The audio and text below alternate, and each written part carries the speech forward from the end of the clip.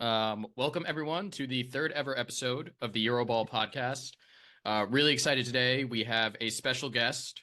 All due respect to my previous two guests, Orazio Cauci of Basket News and Cesare Melanti of Eurohoops.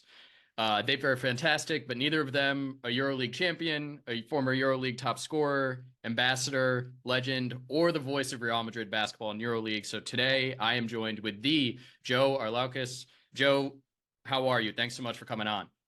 I'm good. Everything sounds good except for the fact that I'm not the voice of Real Madrid basketball. Only in EuroLeague. Only in EuroLeague, I guess. No, right? not even Euro. I do Not all the even other. I do as many games as possible. It's just that since I live in Madrid, Okay. they make sure that I do every game here in Madrid whenever I'm available. So Okay. All right. Fair enough. yeah. Fair enough. I'd rather be the voice of EuroLeague basketball, not Real Madrid. Okay. Fair enough. Fair enough. I got you. Too many people think I'm Real Madrid biased, and that's not true at all. It's not. It's not true at all. I just like to see a good game. I hated when Madrid was winning games by 20. It was boring. We all did. Yeah. So, hey, look, before we're going to talk about the play-in today, we're looking forward to that, both the matchups, how those teams may match up with Real Madrid. I'm looking forward to getting into that. But Joe, before we get started, I do need to tell you one story, and I promise I'm not trying to age you with this.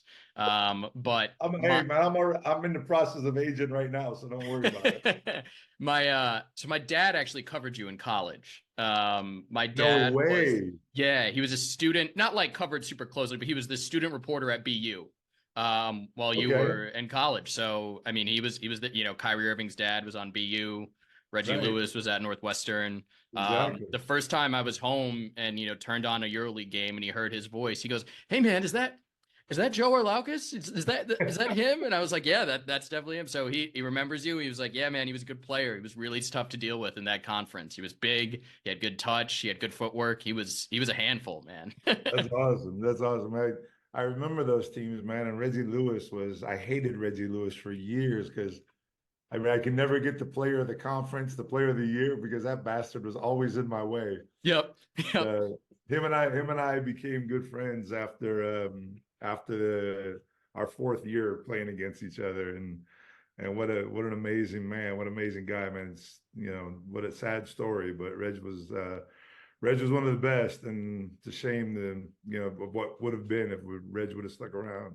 That's right. Completely agree. But look, that was a fun aside. Let's get into some of the EuroLeague. And I'm looking. You got a Panathinaikos Dominique Wilkins jersey back there? I do. No way. Yeah, my aunt got that for me this past Christmas. Iverson's above him, and then Ginobili's Bologna over there, and Printez's. Right. Yeah, I wore the Printez's out. I live in Washington D.C. I wore it out the other day, and someone actually recognized it. I couldn't believe it. No way. Yeah. He was from Israel, so we watched some EuroLeague, and so he was like, okay. He was like, yeah, I know who that is. That's great. Fun story. But hey, look, let's get into the plan. Let's talk about this. So we've got, let's start with the 9-10 matchup where we've got Efes versus Bologna. What are you've seen Efes, you've seen all these teams, you've seen Efes, you've seen Bologna. How do you feel going into that game? I mean, Bologna, it's two teams going in opposite directions, right? I mean, Bologna is just cratered down. Efes is soaring. What are you kind of looking out for in that game? Do you think there's a way Bologna could stop their slide and actually get in front of this and maybe pull through? What's top of mind for you? Well, just to give you an example of what I actually feel about I always say 6 weeks ago, but it's probably 6 rounds ago because there's a double week in between. I was doing a little friendly podcast I do with my son and with another guy, and I put on the song with my favorite Tom Petty song. This was 5-6 weeks ago, which is Free Falling. And I was just like, this team is free falling. I mean, there's no way. I mean, the way they were playing, Toko got hurt. That kind of set him back a little bit. Bellinelli's a great player, but as he ages, the longer the season goes, the more difficult it is for the older guys.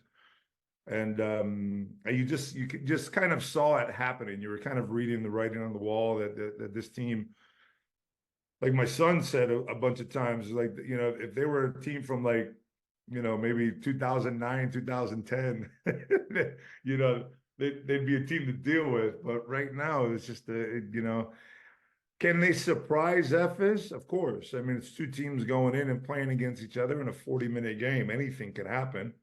I was somewhat surprised by the fight they gave the Baskonia in that last game of the season, but they did play at home, which was a huge advantage for them this year. But I just don't see it. Ephes is whatever. Ever since I was really worried about Ephes when they lost to Villeurbanne.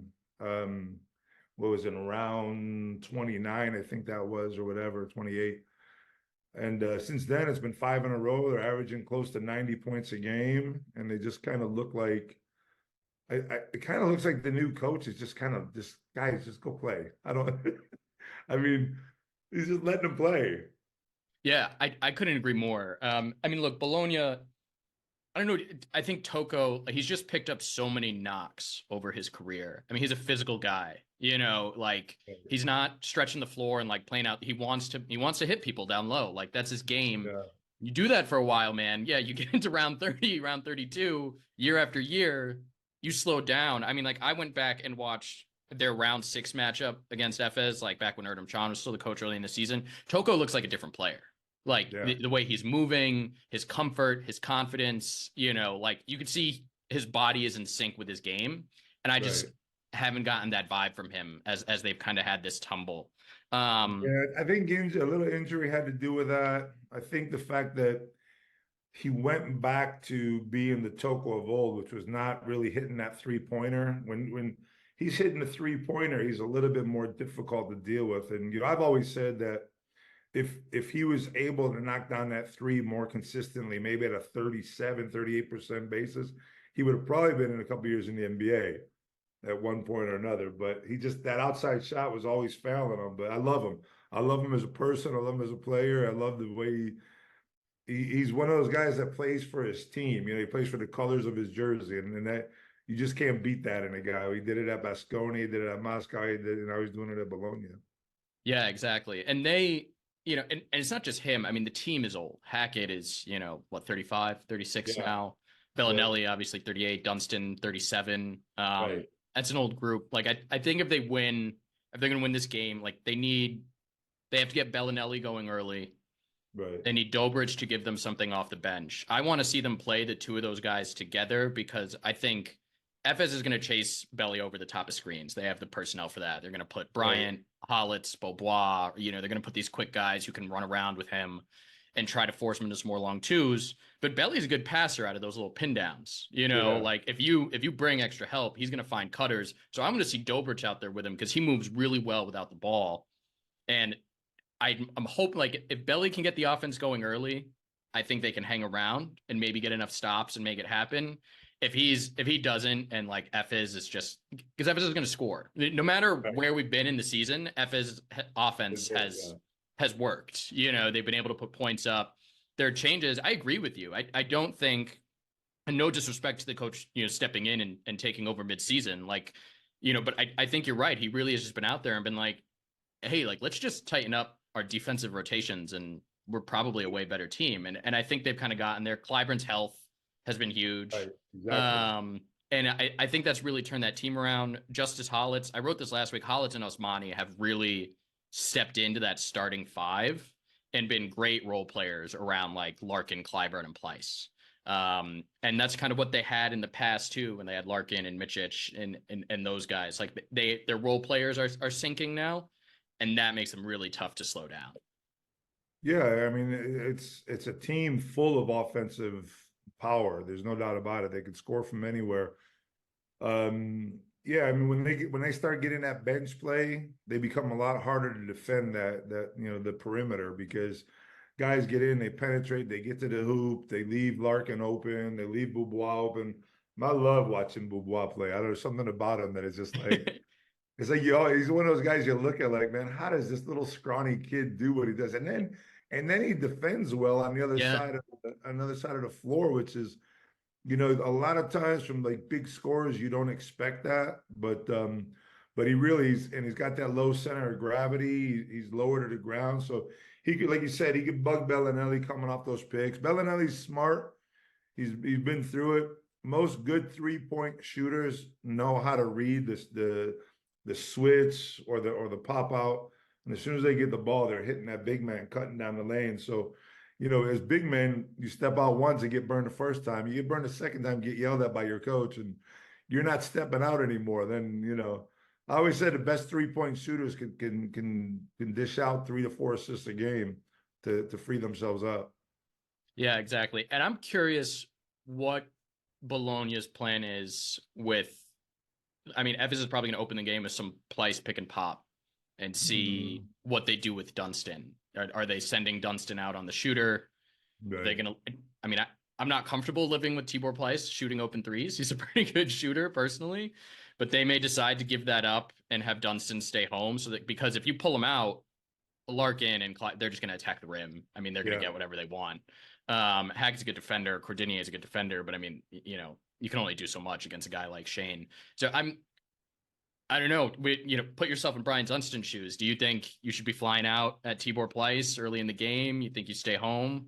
I think you have to read the situation in that. I think, like you said in the beginning, I think you have to just kind of let them get a little bit of freedom to shoot that three, because you'd rather have Pleiss beat you from the 3-point line than you would anybody else by penetrating. But man, I love Tibor to death. He's given me one of the best interviews. He's always showed up in the big games in the Final Fours and the games that get into the Final Four in playoffs, and it's hard to leave him alone, man. That's always been one of the problems that Madrid has had with Efes, is the fact that Pleiss is able to step out and take their bigs away, Tavares and Poirier, and so when he could take them away from the basket, like you said, I mean, Larkin, those guys, they just get to the hoop. I mean, Shane Larkin's first step and coming off the dribble is one of the fastest I've seen, and his ability to finish at the rack, no matter who's there, even if Dunstan's there, he doesn't care. He's played against them. He knows them. He's played with them, I should say. He knows them very well. So I don't think Dunstan's probably going to have the tough job, because he's going to have to get out on them, but he's going to have to protect the paint at the same time. And I don't know. I mean, I've been wrong before a lot, Me too. Me too. I thought this was going to be a, kind of like the rebuilding year for Panathinaikos, and they're probably going to make the playoffs, but they weren't going to end up in second place and all that. So, I guess in Ephesus' case, they'd probably be more comfortable if I said that Virtus had a really good chance of winning that game. But I don't think I can go that far. I just see a team that, I've been in these situations before. I've dealt with teams in this situation before and everything, and man, it's so hard to be in that locker room and you saw what they did against Baskonia today. It was like, to them, it really was a do or die game to be able to play that game at home, but they just didn't have it. They just, it was good play for a while, and then they just walked away there. I mean, they're up by 8 or 9 at halftime, I think, if I remember right. And I was, somewhat disappointed, because I want to do a Baskonia play-in game somewhere along the line, to be honest. And I went out to dinner with my wife, and when I looked back on the phone, it was like Baskonia was up 9. I'm like, all right, this has still got a chance here. But I feel bad, because I love it. I really like a lot of guys on that team, but it's just going the wrong way, and it's going the wrong way too quickly. And what they've lost 7 in a row now, I think, since they beat Valencia. And I like that coach. I like Luca. I think he's a good coach. But I don't know. I mean, it's easy to lose your team when you're a new coach, and they're all nice. Everything was great when they were 17-8 at one point, and now it's like it's not the same thing. So I don't know how winning heals everything. Losing splits those wounds real quick. Man, it does. It's just like, when you're winning, it doesn't matter what you do as a coach, as a player. Everybody's happy when you got the W's coming up on the board. But when not, especially, when it's been that, and this is what EuroLeague is all about to me. It's been a slow fall too. And it wasn't like they fell into obscurity, because unfortunately, in a way for them, they're still in it. Yeah, they can't get it. I mean, and this happened to Baskonia last year too, right? Like there's always a team who, like, I mean, it's a tale of two halves of the season. Like you come out hot, you're making your shots, you can get off to this big start, rise up the table. But then, the same way we were saying, like winning heals everything, shooting and stuff too. I mean, that was Bologna. Like Belly was knocking down threes, Toko was making threes, Jordan Mickey was making threes. When that's happening early in the season, they look great. That shooting gets back to normal. It's not as easy anymore. It's not as easy. It starts to go downhill. The thing that interests me the most is that Bologna was, especially at home, was a good defensive team.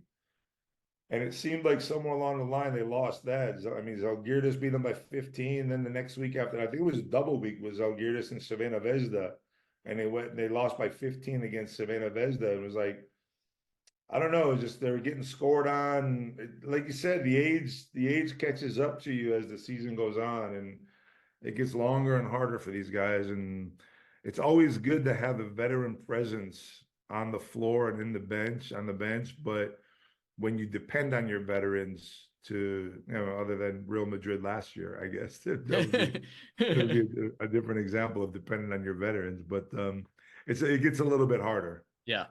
Yeah. So yeah, look, I think we're in agreement here. I mean, I think Efes, you run this 10 times, they win 8 or 9 of them. Under the situation, absolutely. Yeah. Yeah. Not counting Bologna out. Like, look, Belly makes some shots early, or if Hackett and Cordinier find some early offense, it's a different ball game. We'll see if they can hang around. But, if I had to, I'm not a betting man. I'm not a good bettor. Like I said, I'm wrong a lot too. But if I had to bet here, it would be on Efes. Yeah, definitely. The thing that worries me about Efes is you've seen them kind of just play like they did against Villeurbanne, and where it was just, that was one of the worst games I've ever seen. And then on top of that, I don't know if you watched that game, but they were down by 17 at one point. Villeurbanne did everything they could to hand them that game back, and they still couldn't win it. And I think it was Paris Lee who hit a 3 from the corner with like 30 seconds left. That kind of sealed the deal. But I mean, they turned the ball over 4 times in a row, just taking it out of bounds underneath their own basket. And Efes still couldn't get the W. So I don't know if Efes has the capability of coming out and playing a horrendous game, which, at this stage in the play-in, you can't do that. It's like this is a Final Four for them, essentially. Yeah. Yeah. No, look, in the play-in, Efes' toughest opponent is probably themselves. Exactly. They get that 8 seed against Real Madrid. Real Madrid's a tougher opponent than themselves. But right now, these next 2 games, their toughest opponent is themselves. I can tell you that Real Madrid is hoping for a Virtus win. That's for sure. That's one team that's not that they're concerned about Efes. I think they handle Efes and they match up really well against Efes, but I think they'd much rather see Bologna than they would Efes. Absolutely. Okay, so look, we're in agreement there. Let's move to 7-8. Maccabi Baskonia. Maccabi is ended the season really strong. Look, I'm really impressed with the job Oded Kadosh has done over there. This certainly has not been a conventional season. Part of being a great Maccabi team is having that home court, and they haven't. And they've still, battled their way into 7th. We're still in play, for top 6 up until the last game week. They're tough in terms of how they've got a lot of talent. Brown, Baldwin, Colson, Nebo. James Webb, great off the bench. Like him a lot.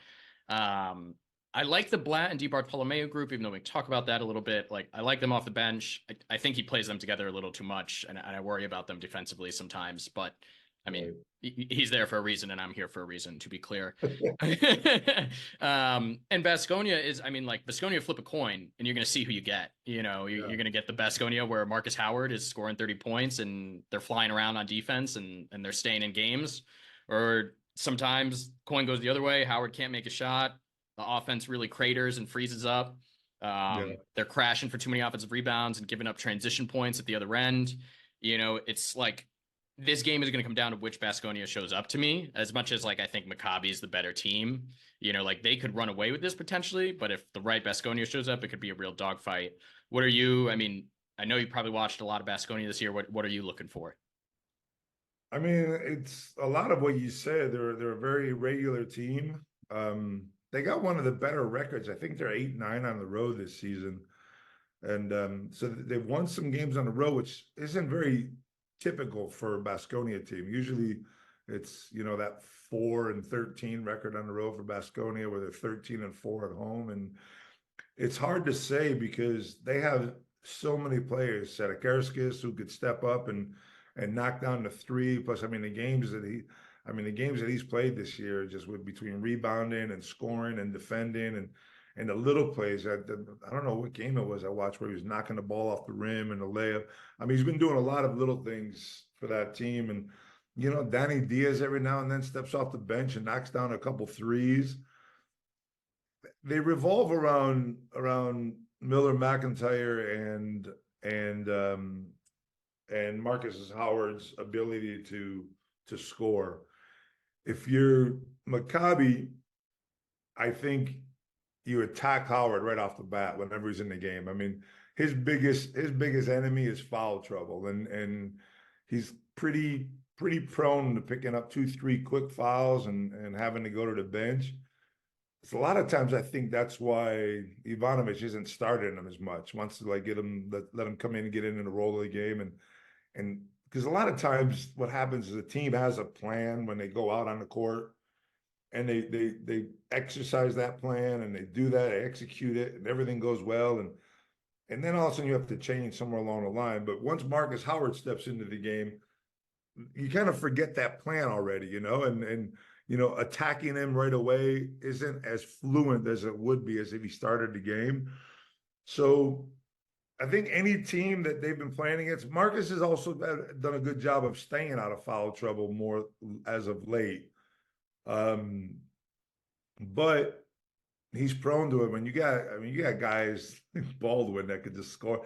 He's going to have to defend somebody. And those guys got guys that could score everywhere from every position. So he has a lot more problems when he gets caught up in a pick and roll switch where he has to go out on a big man or the big man posts him up. That's where he picks up a lot of fouls. Or, Baldwin has the capability of posting him up when he's in the game. That's what I'm talking about, game planning. You can get Baldwin down low against Marcus Howard and make him defend as soon as he gets into the game. But do you remember that when, he checks in at the 4-minute mark of the first quarter, because now all of a sudden you have a rhythm going, you've kind of fixed yourself into the game, and you don't want to go to what your original game plan was. You got to try to slowly get back into that. And, with Marcus, by the time you get back into that rhythm, he might have 5 3-pointers already. It's crazy. Yeah. What was it? What was the line? Which was it? Ali or Mayweather read the line of hey man, everybody's got a plan until they get hit, right? Until you get punched in the face. Yeah, exactly. That's what it's like guarding Marcus Howard. You could print out that scout report, man, and say, chase him over the screens, make him a driver, and then he hits that first step back, with a hand in his face, and the plan's gone. It's like, oh. Well, you saw the Madrid Baskonia game where I think Baskonia was up 1 and they knew the ball, or down 1, they knew the ball was going to Howard, and they sent everybody after him, and Arzonia had his hand up, Barris jumped out. It doesn't matter. It's just he's one of those guys that no matter how well you defend him, he's going to score. Again, scores, you have to make him defend on the other side. Whether he gets in foul trouble or not, you tire him out a little bit. The shots get a little bit shorter in the fourth quarter, but he's got a little bit more of a supporting cast than he did last year. I love Miller McIntyre, the way he plays, but if I was another team, playing against him, I would just, you see a lot of teams play under the pick with McIntyre because they know he's not going to really pull up and shoot the 3. And he's a pass first guy before he scores. But look, I could see maybe the guards playing off of McIntyre a little bit, and then once he releases the ball to Howard, kind of like kicking over to help out. But after seeing that give and go play the other day against Bologna with that nasty dunk that he had, you can't leave him too open because people do look for him, and around the basket he's really strong. Yeah, oh my God, the game against Madrid where him and I think Kima had the putback at the same time, so they missed it because they both they both went for it, so they got in each other's way. Yeah, I think look, Maccabi they have some weaknesses. They're not physical enough for their personnel on defense. Yeah. They are quick, they are long. Kadish in their game against Barcelona, they didn't commit a foul in that game until 9 minutes into the first quarter. At halftime, they asked him, "What do you want to see?" And he's like, we need to commit more fouls. Like Right. that was what he said at halftime as a coach. He was like, we need to commit more fouls. Like we're not physical because they like to switch and they get these matchups and like, hey, Lorenzo Brown, sometimes like if you get stuck on a big, just give a foul and get out of it. Yeah. And I remember I went to Maccabi Baskonia at Fernando Buesa earlier this season, the game where Wade Baldwin got into it with the referee. I was at that game and it really just brought to light one of Maccabi's big weaknesses this whole season has been movement shooters on the perimeter. They always struggle with these guys. Like even when they like blew out Bologna early in the season, Bellinelli finished with like 5 threes. Right. They just don't navigate screens well. And against Baskonia, like that can be a problem because it's not just Howard, it's Marinkovic. Rokovopoulos is finally like kind of established himself. Dusko, I think, is trusting him. Yeah, exactly. He gets into it too, man. Rokovopoulos. I think that's how he's won Dusko over. It's not just the shooting. That game against Madrid, he's going to grab rebounds. He's fighting on the offensive glass. I think Dusko's probably done what he's always done and been like, hey man, you get minutes on my team by doing those little things. I like when you can make threes, but that's how you get on the court for me. So like Maccabi really needs to have a game plan for staying with those shooters. But as we talked about, I mean, like a plan sounds nice. Those first few shots go down. Are you going to keep it together and stay composed and figure it out? Going at Howard, the other end is right. I think Costello a little bit too. I like Costello, but he's not a great defender in the pick and roll. If I'm being honest, he struggles in some of that drop sometimes, especially against those quicker guards. So I'm interested to see that. This one, it's hard for me to pick a winner. I'm going to go to you first. I mean, which way are you leaning? I just think, honestly, if you look at what's going on with Baskonia, as far as them being in 9th place in the ACB, also they're a game or two behind Valencia. They've been fighting for this play-in spot where they've kind of they've slipped up. They lost 3 in a row when they could have pretty much had it clinched.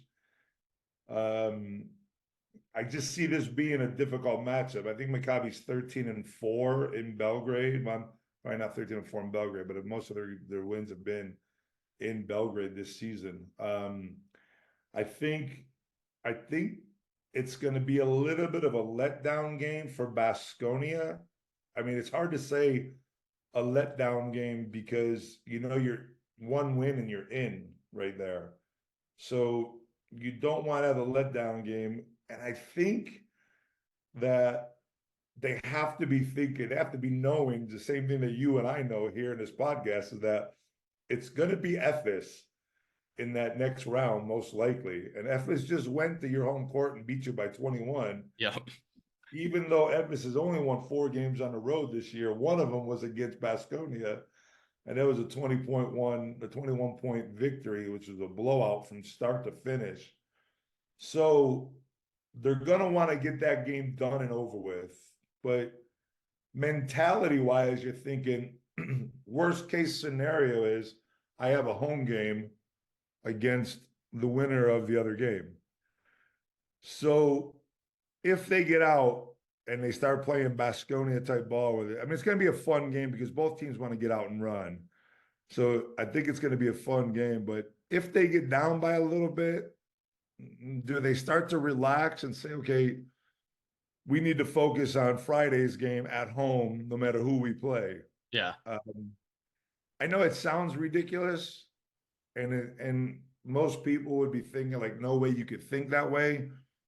But there is a point in a game where you kind of look at the clock, you look at the scoreboard, and you think like, okay, what do I do now? I go out to win this game. I want to win it because I want to get into the playoffs. But if we don't win, we have another option. So there's, I don't know. I think Maccabi's going to win the game. That would, if I, like you said, I don't like to lose money. That's one thing I don't like to do. So I try not to bet because I'm terrible at picking. But if I had to put money down on a team in this case, Baskonia coming off what they're coming off of, trying to, they literally played 2 games to stay in the playoff, which, one of them was against Madrid, the other one against Bologna. And I think even the Ephes one was to make sure that they were guaranteed, because there's a point, was it 2 days ago, whenever, Friday night, where if they lose, they're out. because Yep. Efes crushed Savannah Vesda.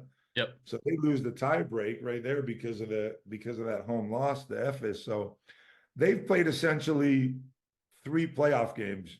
The other side of the coin is that's an advantage for them. You Yeah. know, Maccabi's pretty much been in the play-in, fighting for the playoff, where Baskonia was fighting to stay in the playoff still, and literally like trying to keep their head above water. And it took them an incredible win against Madrid in Madrid.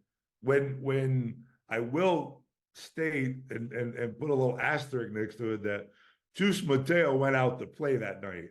He didn't he didn't sit anybody except for the young kids. So he went out to win that game. And then of course they went to Zalgiris and he rested some of his players after that. But they went to win that game. Baskonia pulled it off, and Baskonia was down 27-10, I think, in the first quarter. Yeah. If I Yeah. remember correctly. And Transition so defense. give Baskonia a lot of credit for that. Are they capable of going to Maccabi and winning the game? You're damn right they are. Absolutely. All the offensive potential, and they get out and run. They get open baskets on the fast break. They rebound really well, both offensively and defensively. So, but I got to go with Maccabi just because of it's called recency bias, maybe, or recency schedule that Baskonia's had. They played a lot more pressure games, and this might be a game to say, okay, we can finally actually lose a game and still be able to breathe. But Efes is right around the corner if they're not careful. Yeah. Yeah. I think I agree with you. I lean Maccabi. I think it's a true coin flip. If Baskonia comes out and has their transition defense sorted, what kills them is like they almost have too many good rebounders. Like when they play Costello, Kima, and Sedekirskis together, all 3 of those, and even Cody, like all 3 or 4 of those guys want to crash because they're a handful. And I get it. They're all good at it. But you send 3 or 4 guys for an offensive rebound and you don't get it, especially against a team like Maccabi, they're going the other way, man. And if Howard's out there, that was the first quarter against Madrid. Yep. That was exactly what happened. You send a bunch of people, plus if if you end up with 5, 6, 7 turnovers in the first half or the first quarter, Maccabi turns those points into easy transition points, and all of a sudden you find yourself down 12. We saw them come back, down to Bologna, down to Real Madrid by 17 in that first quarter. And, because offensively they're so potent that they have the ability to come back at any time, especially with Howard getting hot. But I don't know. I think I'm with you on that. It's going to be a great game to watch. I can't wait to watch it. I wish I was doing that game, to be honest with you. But I would have to go with Maccabi just because of everything that's going on, with Baskonia and the mental part of it. I think is I don't. To be honest with you, I didn't prepare myself enough for this podcast to know who they're playing this week in the ACB or who they played. I have no idea. I don't follow the ACB that much. Only really when it's important to me. But I know they're in 9th place and a couple games behind Valencia so far. So they have various fronts fighting for their life to get into both playoffs. Yeah. Yeah, I think, look, I didn't know it going into today, but this morning I saw a highlight on social media. I think Howard made a game winner against Briogan to give them a win. Oh, really? Yeah. He made it like with a second left. He knocked down a 3. I think they won 76-74, something like that. Right. So they got a big win today. But yeah, I mean, if Baskonia can cut out the silly runs that they can see, the transition, the turnovers, it's a really close game. If they give up one of those to Maccabi in a game like this, I think you're right. Like Maccabi's going to tighten up, and Baskonia is probably just going to be like, we got another shot at this at home. I mean, let's put it this way: if Baskonia plays the way they did against Bologna, they have no chance to win. Yep. Yeah. That was a sloppy game by them where they had spurts of great offense that got them back into the game. But if they play that way against Maccabi, I don't think they have a chance. Yeah, I agree. So we've got.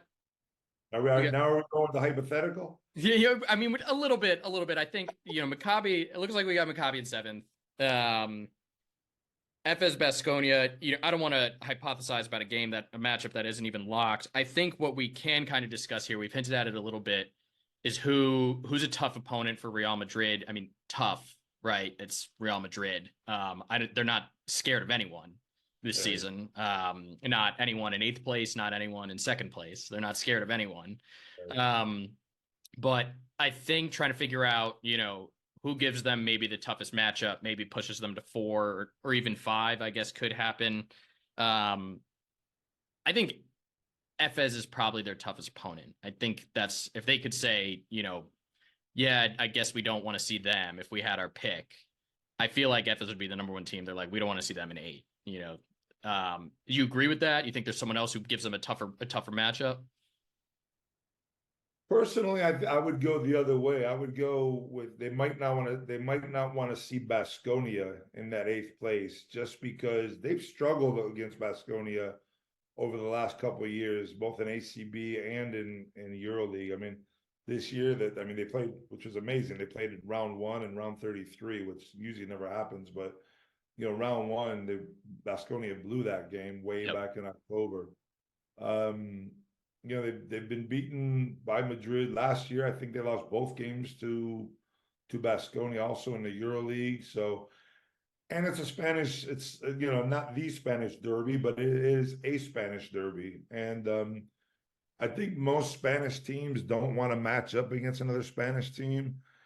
And honestly, I think with Costello being able to knock down that 3, stepping out and knocking down the 3, Chima being able to step out every now and then and knock down the 3, the quickness of the rebounding that they have.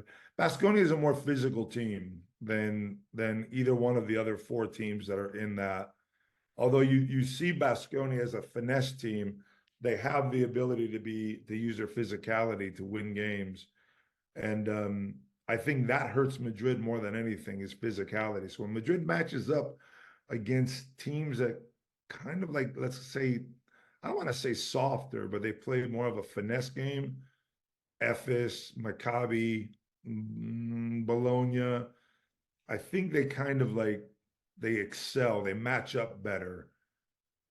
But against Baskonia has that 70-30 mix, I would say, of 70% offense, 30% physical defense, and they could get into your passing lane. So there's 30% of that team is the Ivanovic of old, where he uses the physicality and the defense to get the ball and then to hurry up and score on the other end. And so I would, in my mind, if I'm in playing for Real Madrid, I'm hoping Baskonia doesn't get in. Okay. I definitely see that. But like you said, I don't think it really matters. Yeah. I mean, Madrid has been the most inconsistent top team in 2024, let's say. Yeah. I mean, they've lost all but one of their games in 2024. They lost that Fenerbahce game, which was a miracle loss. Yeah. And so, you kind of look at it as going, this is your podcast, but I'm the one used to asking questions. What if you're Efes or you're Baskonia or Maccabi? What are you thinking? Like, do you want to go against Panathinaikos or do you want to go as Real Madrid, who's kind of struggled over the last month and a half to 2 months? That's a good question. I think generally I'd rather face Panathinaikos. Just because of how stacked Real Madrid's roster is and how dominant they've been on paper. But, I think once Real Madrid got past that crazy start where they just looked unbeatable, once they lost the first game to Fenerbahce, and then they had that stretch where they lost a couple in a row, including the 2 home losses to Panathinaikos and Fenerbahce, it exposed I think the one kind of weakness they have, which is they're not actually that quick on the perimeter on defense. They, Campazzo's good, but he's still small. But Hezonja doesn't move his feet beautifully. He's fine. And I like that he's kind of stepped into a role of trying to take tougher matchups. I've appreciated that from him. But there were also times in that game against Baskonia where he was guarding Howard, and I was like, "Are we sure you're like the best guy for this?" You know, like He was asking to guard Howard in that game. yeah, which I get, and like I love part of that, but a part of me is also like, I don't know, man. You know, so maybe Mateo should step in and say he's kind of cooking you. Maybe we should get someone else out on him. Musa, It's tough because they have players like Corsair, for example, who is an incredible defender when he wants to be, but I don't think Chus has the same amount of confidence in them on the offensive side, even though every time I've seen Fab play in a Final Four and a big playoff, he's always showed up. I don't know how he does it. He can go and not play a game for, 2 weeks in a row and come out. And he's just one of those guys who's dedicated to his craft and does what he has to do. And I appreciate that about him. He's a good friend of mine. But man, I get on him every now and then because, he's thrown out there to defend, and when it works, like it did against Punter when they played against Partizan, he shuts people down.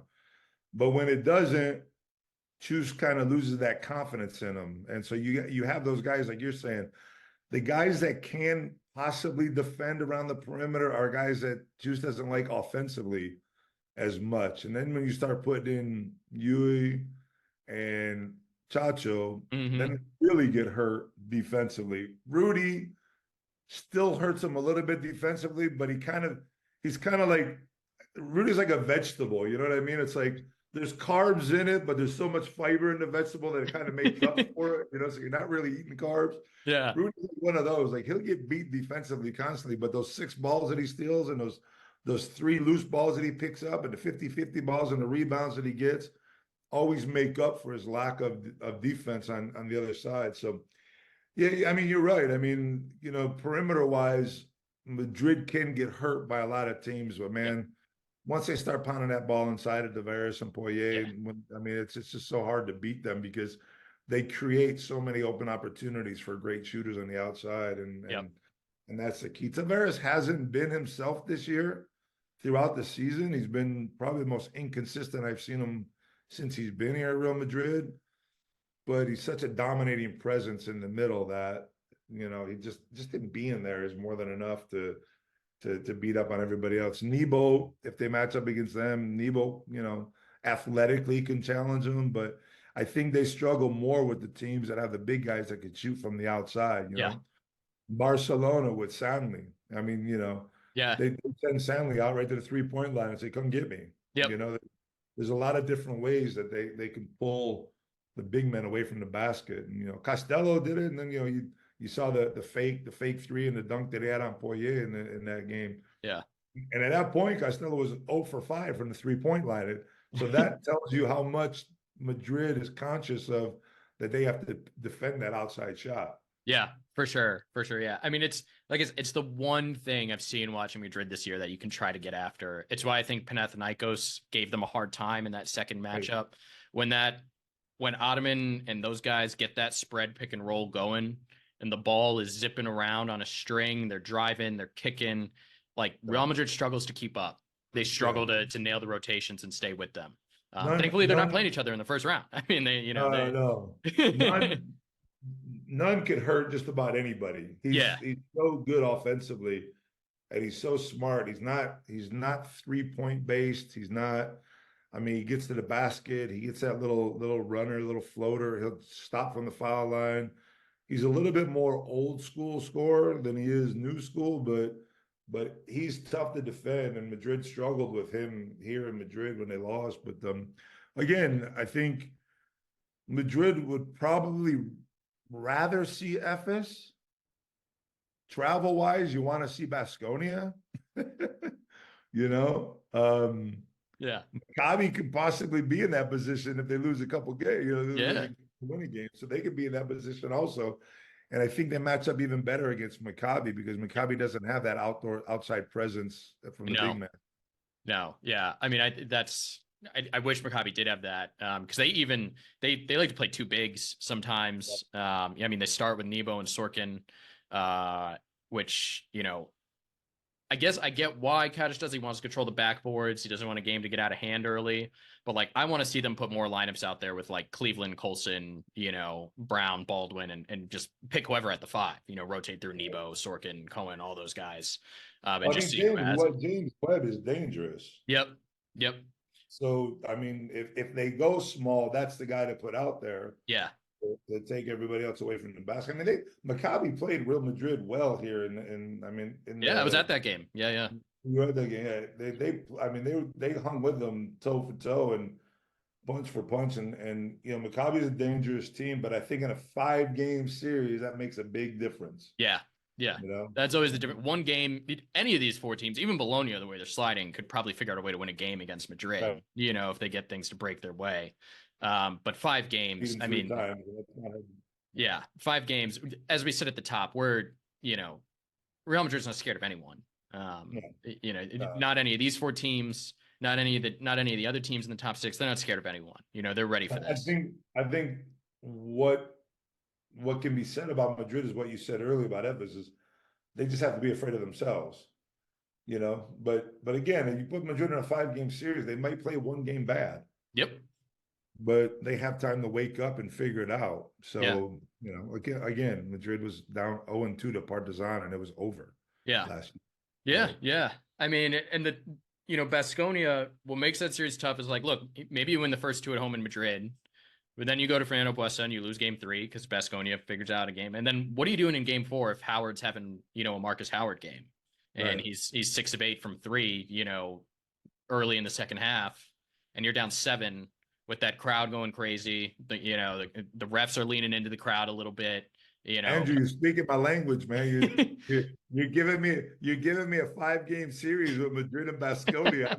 I mean, other than the fact that it's money time. I mean, I'm about to do that. You kidding me? Be able to do all 5 games and be a part of that series. I was a big part of the Partizan series last year because I did the 2 games in Madrid. Mm-hmm. I traveled with the team to Partizan. I didn't commentate on the games, but I traveled with them. And then, of course, I did the 5th game here. So for me to be able to enjoy it kind of from the inside and be able to do all 5 games, that would be great. And of course, the economical aspect of it also always comes in. Handy to get 5 more games. Yeah. I am. Look, I'm happy to root for Baskonia in that regard. And that's another bonus of it. What we need between you and I is Baskonia to go 1-1 this week. Okay. All right. I'll cross my fingers for that. I'll tell you what. Epis is a tough team. They went in and beat Baskonia, but I think that 21-point win is not going to help them if they have to face each other in Baskonia again. Yep. Agreed. Those kind of victories kind of hurt you psychologically sometimes. Yeah, definitely. Well, look, that kind of gets us through the play-in. I think we're leading Maccabi 7, 1 of Baskonia or FS 8. We're rooting for Baskonia. Everyone should root for Baskonia to get 8 and then 5-game series. Like I said, I'm not a betting man because I lose too much, so I'm going to bet on the other team against Baskonia. So there's some economic aspect either way, right? Yeah, I win one way or the other, right? But Joe, I want to give you kind of a few quick hitters. You had a very long career. You played with some great players. So before we kind of close here, I want to ask you just some final questions. The first one, I'm sure you've talked about this before somewhere, but you played with prime Arvydas Sabonis, not the Sabonis we saw come to the NBA. His knees were getting bad. He had to fight with Shaq for multiple games every year. You played with Sabonis that moved, that could really pop and could really slide. When people talk about as like, if he came over early, he could have been, top 10 player here, something like that. Did you first, just what was it like playing with a guy like him, and what level do you really think he was at when he was at his best compared to the global game? When I caught up with Savas, was his foot was messed up. He had that, his foot would fall asleep during games. Halftime it was always take his shoe off and keep the blood flowing so it didn't fall completely asleep. So he wasn't who he was when he was playing with, the Russian national team, let's say way back in the day, where he was a 7'4" point guard, and so for me, when I love him to death, man, and you know he's so cool. We get along so well. But you know, when I first saw him when he came to Spain, I was like, "Who's this big bum?" I mean, you know, all this talk about him, he's no good, you know. But man, when you practice with him on a daily basis, the court vision that he has is he, in a way, in a very indirect way, because there is so much time in between from when he became this 7'4" point guard for the Russian team and the guy that could shoot from the outside. He was the Dirk Nowitzki of basketball, but the game was still persistent on the fact that you played from the inside out. So, you know, you look at him and you're like, man, he was that Nowitzki type of player that could step out, the 7-footer that could shoot the three and open up the floor. But the game never went that way.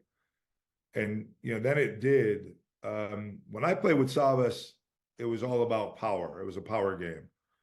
But he can knock down the three at any time. I mean, we used to play, I'll tell you a great story. We used to play a game that was, we called it 31 before practices or sometimes after practices if we wanted to stick around. And it would be, you'd have to make 10 threes. All right. You had two guys underneath the basket. If you missed the three, one guy has to jump up in the air, tap it to the other guy midair, and the other guy has to tap it into the basket to rotate. And the 11th, the 21st, and the 31st shot had to be a hook shot from 3 points. Wow. Okay. I used to play all the time with him and Courtenitis. We would play together. And I was never a 3-point shooter, so I'd get my ass kicked on you know, but you know, I was always a glutton for punishment. I'm like, yeah, I'm in, let's go. There was at least 2 times where he made 31 straight. So he made the 10 threes, the hook shot from the 3-point line. There was a couple times where he would miss the hook shot and the ball would, the rebound would be so far away that we couldn't tap it, so we didn't knock him out. So there were times where he'd go 31 straight, and that was a touch that he had from outside. And just the vision, the court vision, the ability to just smack you in the face with the ball because you're not looking. I mean, he would do that in practice. People would cut back door and he would throw the ball right in the back of your head. Yeah. And then he yelled at you for not looking. Yeah.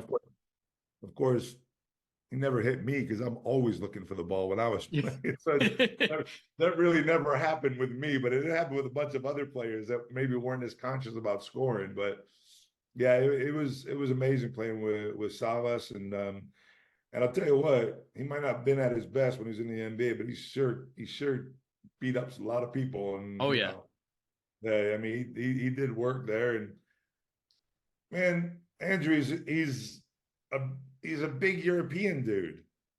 So you got Jokic now. Yeah. A big European dude. Yeah. Putting up the greatest numbers that anybody's ever seen, and he's still not getting the respect that he probably deserves to get. If he was an American guy, yeah. And I'm not saying this in a bad way, I'm just saying that that's just the way things are. Yeah. Yeah. You know, if Luka went to the University of North Carolina for 2 years and, you know, was born in Alabama, yep. and this is what he did, it'd be a whole different thing. Yep. And there's still amazing players and they're still getting all kinds of recognition, but it's not the same for some reason. And Savas would have never gotten that recognition for whatever reason. But everybody knows that's played with him, that's practiced against him on a daily basis, how incredible he was as far as court sense is concerned and his basketball IQ. Yeah. And that actually brings me to a couple other questions. You know, I mean, one of them, in the summer, in the off season, you know, I'm still looking for basketball to watch, and sometimes, you know, I'll pull up some like classic old school European games from like the 80s and stuff. And you're an addict, man. Yeah. But you know, so I think there's one game I watched last summer was one of the, you know, Jugoplastica Partizan matchups when Partizan had Zelko and Divac, and Jugoplastica had the, you know, Dino, Tony, Dusko, all these guys. And look, the 3 names I knew from that game growing up. I didn't know about that they were all in teams. I found that out later, but, you know, it was Vladi, Dino, and Tony Kukoc. You know, I knew those 3 names. But I'm watching that game, and like Dusko's the guy. Like, he's making the big shots down the stretch. He's the one who's taking the ball and kind of taking over and taking control of the game. And I'm like, how did I'm sure scouts came to watch Tony and Dino, and that's how they found him.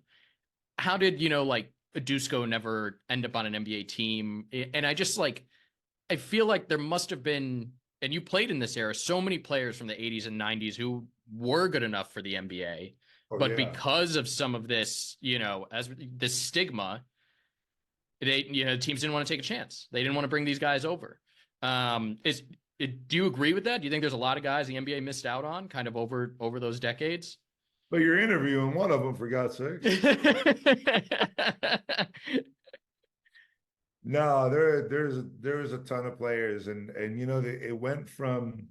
I really think it was the Spanish team in the Olympics, the Argentinian teams that Greece for a while, that really made people say, okay, hold on a second, I'll never forget. I was watching Spain USA, I think it was, or Argentina USA, and the one thing that I noticed was people were going to the basket against the USA and not faking anymore, where it used to be that European like head fake, and try to Euro step and go underneath the American guys. And one day I was living in Charleston, South Carolina at the time. I'm just like, man, these guys aren't afraid. They're not afraid anymore. Where they used to be afraid.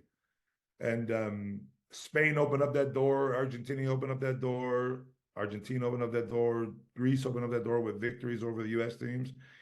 And I think that opened up so many doors for the European players to go over there and play and to be more respected than they were back. There was a lot of prospects. I played with Pep Cargol, who everybody talked about was going to be an NBA prospect. He was a 6'9" shooter, played the 3 spot, defended well, strong, big body. There's guys all over the place. And maybe they go through I mean, they don't even talk about the Yugoslavian team. I mean, Yugoplastico was just like, I mean, they had guys that could play in the NBA today, but Raja went over for a while, Dino went over and did his thing. Kukoc, of course, had an illustrious career playing with one of the best teams. But if he doesn't end up on Chicago, what would happen to him? That's something you always, question yourself in the back of your mind. But man, there's so many players that could have played back then in the NBA, but it was here it was like back when I played, let's say, it was more of a power game, and second was finesse, and now it's become more of a finesse game and then a little bit of power. So I think that, I don't want to say this in a bad way, but I played with so many of them, and you might even consider me one of them somewhere along the line. Was that big uncoordinated European guy, that just like looks good, can shoot, can score from the outside, can do everything, but he ain't gonna make it in the NBA. Was kind of the attitude back then, and you saw a lot of guys come over and be sent back 2 years later or a year later, and you still see that going on. Yeah.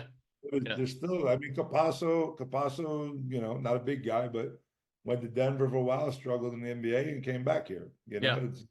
So it still kind of goes on, but the elite are celebrated, like Luka and Jokic and all those guys. But the ones that are marginal, let's say, so to speak, are they're just there, and they become a role player. Bogdanovic is a great player, and he's found a way to stick and stay with different teams and stay over there, and he's playing well. And what drives me crazy is watching Sabonis' son just go crazy. Yeah.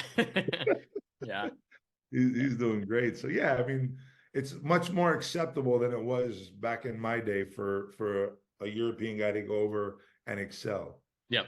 Yeah. I mean, I tell people all the time, I write a big board where I publish players in EuroLeague who I think could play in the NBA. And I think there's somewhere between 15 to 30 guys in EuroLeague who, if they got in the right role and environment in the NBA, they could be a great role player for a team.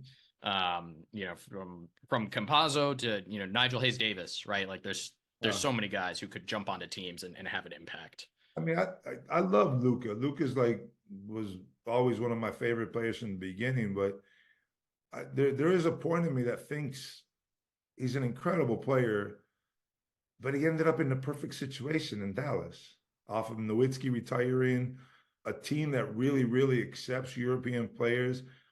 If he went to Atlanta, which I believe he was originally drafted for, or Yep. Sacramento, who I think passed on him at first, and then in Atlanta, I think if I remember right, Sacramento passed on him. Yep. Atlanta took him and then traded him. Then traded him Yeah. to Dallas, if I'm not mistaken.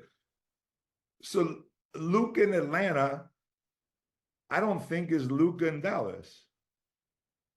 I don't know. I mean, I can't be 100% sure about that because it's just a hypothetical thing. But so much of the NBA is where you land and how you're used. Yep. And how many people get along with you and accept you for being that European player. You still have to pay your dues, man. When you're coming from Europe, you know that no matter who you are. I mean, everybody said Luka was garbage. He did it in the EuroLeague, big deal, big deal, big deal. He went right in the NBA, did it from day one. Yep.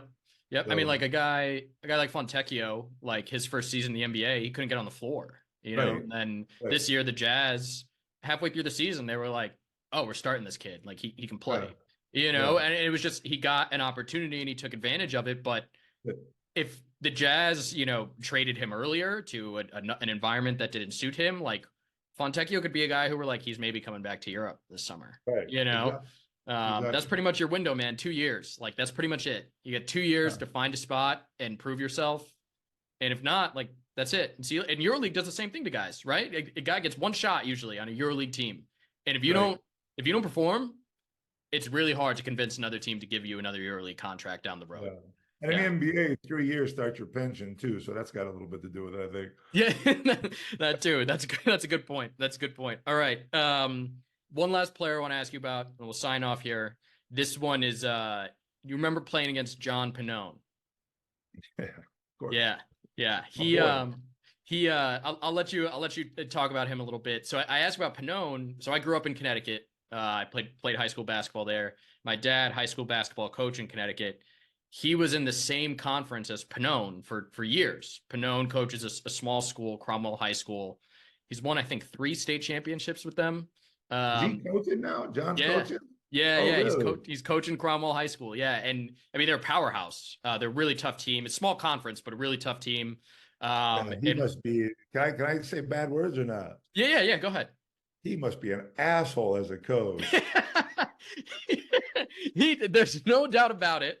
My dad has coached against him as an assistant, and has more or less hinted at that. So they met in a conference championship game a few years back. My dad was an assistant coach at East Hampton High School, and in the first minute of the game, Pannone is screaming for a moving screen. For like the first possession, he's yelling at the ref for a moving screen. It was not a moving screen. It was completely fine. The ref is like going up the sideline, and he's just like, "John, no way, and we're not starting this now." He was like, you're not yelling at me on the first possession of this game. Can we get through a quarter and you can get upset about something? He's yelling at everybody, man. He had those guys at Estudiantes, man. Like he was their dad. It was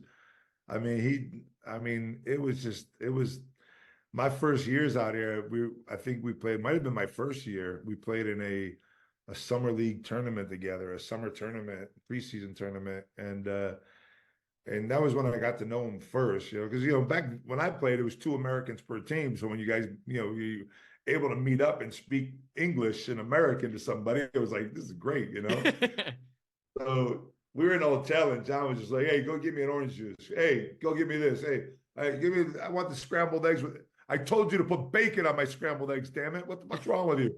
And I mean, and the players that were playing on the team would go, and he would just sit there. And I was like, "You got to be kidding!" I'm like, "John, man, what the hell?" He's like, "Man, this is my team, man. I tell them to do whatever I want." John was great, man. My ex-wife now, and him and I and his wife Anne Marie got along really well. We got along well when I came to Madrid and played, and even though it was, major rivalry between here in Madrid and Estudiantes. John was one of the dirtiest players I've ever played against. One of the best players I've ever played against, as far as just his presence on the court and his basketball IQ. It doesn't surprise me at all that he's a great coach. Yeah. Yeah, man. I think they did a little homage to him out here a couple of years ago, and and I didn't get a chance to run into him. But man, I miss John. John's a great guy. John's awesome. I don't know. He used to have like buildings in Connecticut too, and do He all still this other does. stuff. Yeah, I think so. He's still doing that. Good for Yeah. him. Yeah. Yeah. So, Yeah. all right. If your dad ever sees him, send him my best.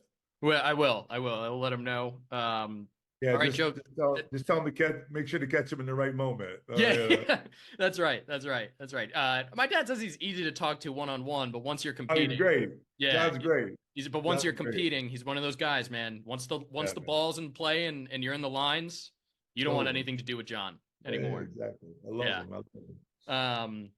Well, Joe, we went over here a little bit, so I really appreciate you making the time. I know you had a busy weekend. I want to apologize to you on air for giving you the whole runabout with the time and everything else. I changed up.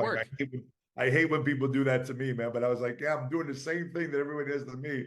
But my cleaning lady killed me. She was in the gym when I got there. I was like, damn it. Don't worry, man. I don't even know if I'm going to get my workout in now. Yeah. I was doing the same. I went and played pickup on Sunday morning. So I was trying to get my run in before we do this, Right. So we made it work. I was contemplating with myself. I'm like, man, do I call him and change the time, or do I just like stick with the plan? And I was like, well, let me see what he feels like. But then you said you're at the gym, so I was like, all right. Yeah, but we got it. We made it work. I apologize for giving you a little bit of runaround there in the last minute. No worries. Trust me, I've had to deal with way worse over the years. That was completely fine. Appreciate your communication. Get used to it if you're doing podcasts with these people, man. It's everybody thinks this is like sometimes it's just a one-man show. But when I do mine, it's like I got 3 people in London, I got 2 people in Barcelona. Yeah. It's like logistically it's a nightmare to get it all done. But it's worth it. It's a lot of fun. Any closing thoughts? Anything you want to share? We're rooting for Maccabi Baskonia. We're on board with that. That's what we're pulling for in 7-8. And then a 5-game first round series. Anything else you want to promote, talk about? Just bet big money against Baskonia, that's all. No, nothing to promote. I'm just really happy, like you said, to be an ambassador for EuroLeague and be able to do, I tell all the players, man, I'm in my 12th Final Four, 10 of them as a commentator and 2 as a player. So it's like, yeah, I'm just happy to be here, man. And every time I get a chance to go back to the Final Four and that environment and commentate the games and it's an amazing league. Every game does matter, as they say. And it's so much fun to watch. And for the people that, the American people that are hopefully tuning into this podcast, man, just give it a go because it's college basketball. It's March Madness on like steroids. Yep. And I don't compare this to college basketball at all because these players are way more elite. Way better. Yeah. But it's the intensity, the atmosphere, the stadiums, the fans, the passion, everything that goes with it. EuroLeague basketball is I say not the greatest league in the world. People get that confused a lot. NBA is the greatest league in the world by far. Don't get me wrong. But EuroLeague is the greatest competition in the world, I think, easily. Yeah, I'm with you. At least in the basketball world. I'm with you. I agree. Look, I like the NBA. I can't watch the regular season that much. I can't. It's impossible. I can't. When they get into the playoffs, it's fantastic. I love it. I'm into it. The intensity ramps up. But, this EuroLeague, every game, every week, there's like 5-6 games decided by a possession and a season decided by that possession, There was one week, I think it was last year, maybe that all the games, I don't know if it was the whole, I think it was both, or it was one day of 6 games, that the 6 games were decided by like 11 points. Yeah, that sounds right. That's what we're getting. It's crazy. That's what you get here. I love it. I'm going to be really honest with you here on the podcast. I can't stand watching basketball. I really don't like watching basketball, but when I commentate it, man, I get so into it. Yeah.